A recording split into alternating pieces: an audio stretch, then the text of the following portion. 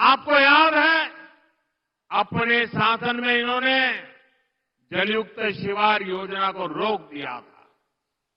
महायुति सरकार ने यह काम फिर से शुरू किया।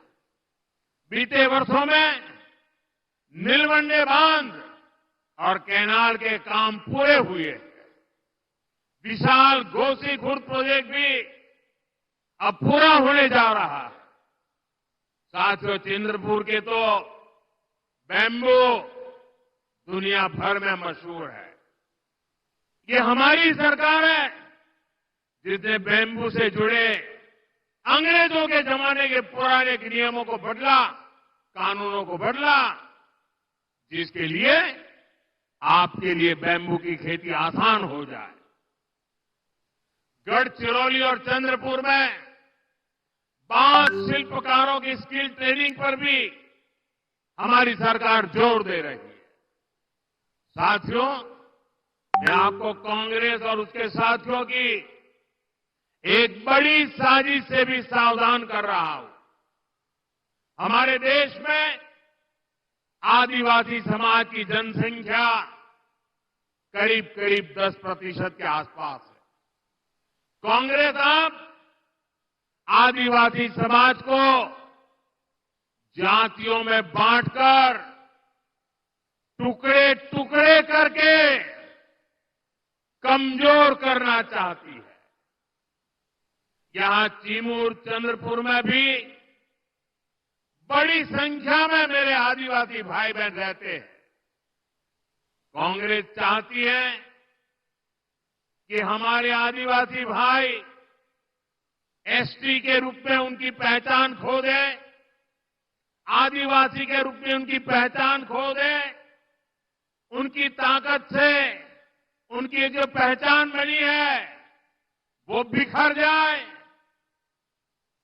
सारे आदिवासी समाज की छोटी छोटी जातियां अपने आप को एसटी के नाते भूल जाए, आदिवासी के नाते भूल जाए, सिर्फ जाति के रूप में याद रखे और आपस में लड़ें, आपकी एकता टूट जाए। ये कांग्रेस का खतरनाक खेल है। कांग्रेस गोंड समाज को राजगोंड से लड़वाना चाहती है, अरग समाज को प्रधान समाज से लड़वाना चाहती है। कांग्रेस पठारी को सरोटी से, हलवा को हलबी से, कोलम को मन्नेर बारलू से लड़वाना चाहती है। आदिवासी समाज जातियों में बटेगा तो उसकी पहचान खत्म हो जाएगी, उसकी ताकत खत्म हो जाएगी। विदेश में जाकर कांग्रेस के शहजादे खुद ये ऐलान कर चुके हैं। इसलिए मैं कहता हूं, हमें कांग्रेस के इस षड्यंत्र का शिकार नहीं होना है, हमें एकजुट रहना है।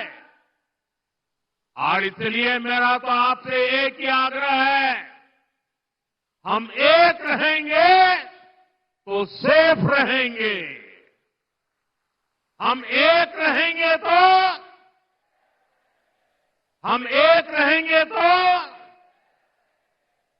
और साथियों, आप जानते हैं, अगर आप एक नहीं रहे, आपकी एकजुटता टूटी, तो सबसे पहले क्या होगा?